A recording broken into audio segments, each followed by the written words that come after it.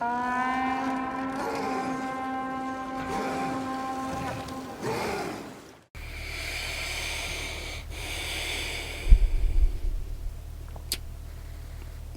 welcome in.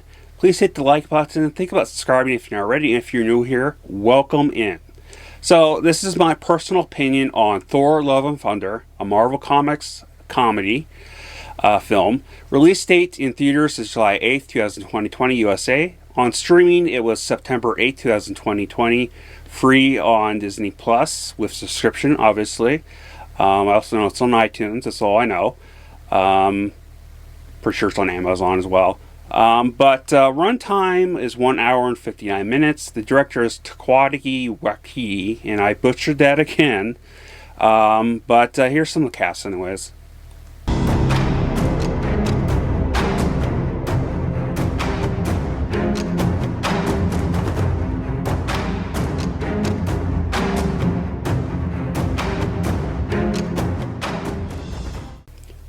Alright, welcome back. Here's the plot, or my personal summary as without getting spoiled. Because there wasn't really much of a synopsis to copy off from without getting into the Wikipedia, which then would give you spoilers. So, it's the fifth Thor film and another Thor comedy. Thor having to deal with his love life and his deal with his issues. First off, Bale's character was surprisingly cool, a cool villain, and very dark and creepy as well, which did take me off a bit guard with how they went with it. Hated how the parts of Quill was wrote didn't feel like him at all. There was in the beginning it was him, and then so there wasn't much of him, but when they had him, it just felt like the character was phoned in the writing. Not his acting, but the character itself, the writing of it.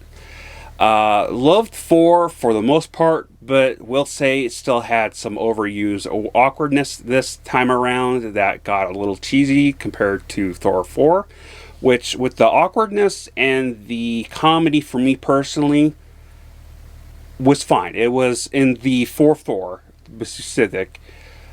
It was definitely evened out. It had evened out with the comedy and action. This was way more really overdone comedy. Wasn't feeling the story or character of Jane. Then again, I didn't care for her in the other films, to be honest. Now, the jokes was a hit or miss, but a lot of spots kind of felt forced. But there was some hilarious scenes and jokes, to be honest, put in there. But I felt the writing was far from the best. Sadly, honest was a bit let down, even though this was a fun film to a degree. I have to agree with some people that they focus way too much on the overdone comedy than the story itself, which includes the comedy awkwardness that was between Thor and Jane. Here's my personal rating. We'll get back with my final thoughts.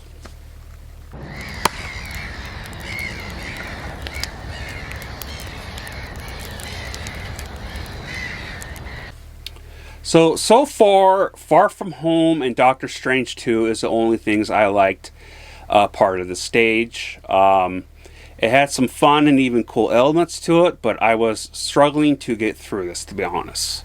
It definitely took me 3 hours to get through this. I'm not joking. It took me 3 hours because I had to stop it, take a break, and then get prepped to go back into the second half. But what did you guys think in the comments below? Let me know. I know a lot of people hated this, but who knows. So, but yeah, I love you all. Please stay safe, and Skull.